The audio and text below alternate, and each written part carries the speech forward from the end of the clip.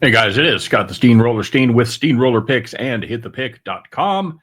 It is Thursday. It is the 14th of August. We're going to talk a little Major League Baseball here before we turn it over to preseason NFL for the weekend. But before we do that, let's check in on yesterday's results, shall we?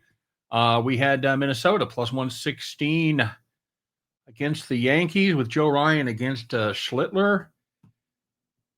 Really couldn't figure out. I mean, I know the Yankees are a better team. I get it. You're going to pay a little Yankees tax in reverse, but getting plus money with Joe Ryan was a good deal, and it worked out well for us.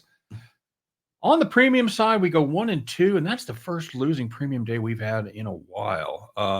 We had Pittsburgh Pirates team total under 2.5 at plus 120 against Milwaukee and Brandon Woodruff. I should have just went ahead and played the Milwaukee money line, try to get a little fancy there. Woodruff was good. He did exactly what we needed him to do. Gave up 0 earned runs in his stint. Unfortunately, his stint only lasted 4 innings, and the pretty good had been a pretty solid Milwaukee pen absolutely melted down. But it pales in comparison to the beat we took in the Atlanta game, as we had the Mets run line minus 102 as Carrasco and David Peterson squared off, and Carrasco did exactly what we thought he would do. Gave up a shit ton of runs, gave up 6 runs in 2 innings. Mets had a 6-0 lead. Everything's cruising along fine until David Peterson jumps off the ledge. That's right, we've killed another good pitcher today, as Peterson gives up 6. They bring a reliever in. He gives up 3 more, and after 4 innings, it's 9-6 in favor of Atlanta in a lead they never relinquished. So you don't lose a lot. We're up 6-0. You're feeling pretty good about that after 2 innings, but that was not the case. Tampa Bay took care of business against the Athletic. We took a different play than we had yesterday. Yesterday we took the day before we took the Athletics, and today we took Tampa Bay, and they did it behind Drew Rasmussen against JT Ginn. For the A's, it's all about the pitching matchup, and that's exactly the way it worked out. So 2-2 overall.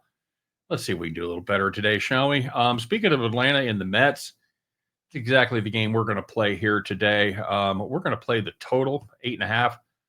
I like the over, guys. This is going to be Bryce Elder against Kodai Senga for the Mets. And, unlike Carrasco and Fetty, Bryce Elder has sucked the entire year with the Braves. 6.12 ERA, 1.56 whip. He hates Atlanta more than General Sherman. He does not pitch well there with a 6.66 ERA. Yikes. And a 1.87 whip at home.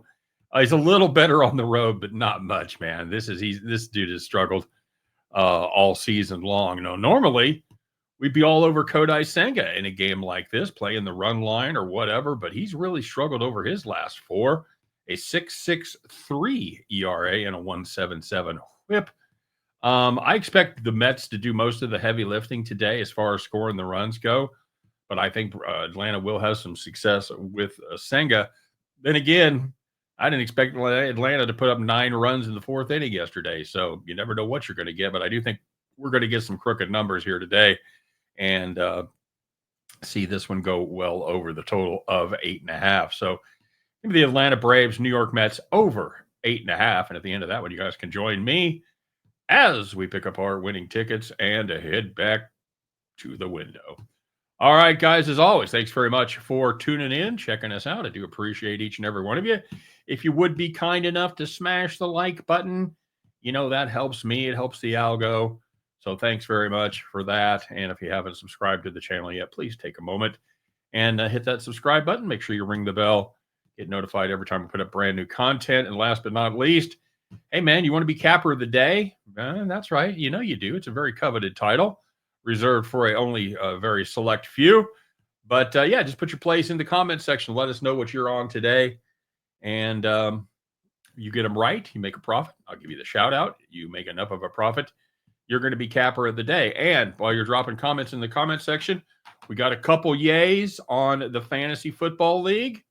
So I'm looking for more. It looks like so far we're leaning towards $20 somewhere around there, playing for a little bit of cash. So if you want to play in the Fantasy League, let me know. Just drop me a comment, said, dude, I'm in. It's a non-binding commitment, but I just kind of want to get an idea before I get everything set up. All right. So do that. And I forgot to grade everybody's picks before yesterday. So today we've got a double dose of capper of the day. Let's start with Ziwa Carter. Ziwa Carter went 2-1. He had the Brewers on Tuesday night, and he had the A's money line play that I also had. Missed on the Braves. Took a little shot there. It was Strider. Nope. But he goes 2-1 plus 100. The old T train, just to keep on rolling down the tracks. He had the Athletics as well, minus 113. He's plus 100. Justin McKelvey swept the board, kids. He had the Dodgers team total over 5.5. Padres plus 103, and the Athletics minus 114. Popular pick again. That makes him 3-0 plus 303. Bronco Dog Sled Devil. He had Jacob Lopez over 15.5 outs, and he went 7 and recorded 21 outs. So nicely done there. That was plus 140 for Bronco Devil. But there's one person whose name I haven't called yet. If you are a regular of the channel, you'll know exactly who it is.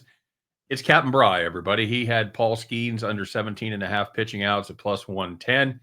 That was similar to a prop I took on him. Took on Skeens either last game he pitched or the game before that, under on strikeouts as well. So yeah, very nicely done there, Captain. They paid plus 110, as we said. Milwaukee on the money line minus 112, and he had the Padres Giants under 7.5 at minus 105. You put all those together, that's a 3-0 day at plus 310, barely edging out Justin in a very close one there. So Captain Bry, 3-0 plus 310. Congratulations, because yesterday, my friend, you were the capper of the day. All right, and on with today's action. Not nearly as profitable. Not nearly as profitable. Captain Bry once again made a profit. He had the Phillies' first 5-run line. That did not cash. That was plus money, but he did have the Orioles' first 5-run line plus a half. Yep, 0-0. That'll pay. And he had Pete Crow Armstrong, PCA, if you will, under 1.5 hits, runs, and RBIs combined. And that one was easy because he had none of any of those. And that paid plus, that was minus 115. So Captain Bry goes 2-1 plus 100. But your capper of the day, he's out there sniping those underdogs, baby. And he got another one today. Hey, he said the Dodgers can't beat the Angels. You know what? He was right. He was right, as the Angels sweep the Dodgers. Mr. Thomas Bowe had the Angels at plus 172 today. That's a fine hit, my friend. And being at plus 172 today makes you the capper of the day, Mr. Thomas Bowe. Congratulations to you. Congratulations to Captain Brian. Congratulations to anybody else that made a little money out there. That's a very good way to do it. All right. Hey, you guys, you're looking for my premium plays. Don't forget to check the information in today's the description of the video. Anxious to get going. We got more college football coming. We got more professional football coming up here, and then college football in a couple of weeks. So yeah, get those picks now. All right. Hey, you guys have a great day. All right. Let's go out there and have a little fun, make a little money, win, lose, or draw on this Big Apple special. I'll be back tomorrow. Talk all about it.